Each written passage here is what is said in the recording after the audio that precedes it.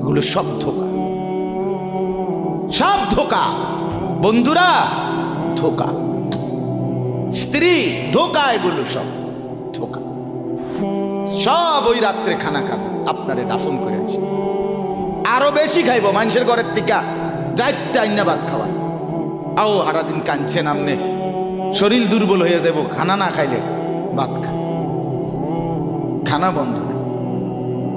লাশের সামনে, লাশের সামনে মুসলমান আজকে জানাজা, লাশ সামনে, এখানে দাঁড়াইয়া জিগায় খানাটা কোন দিন কইয়া লাইলে ভালো আছিল।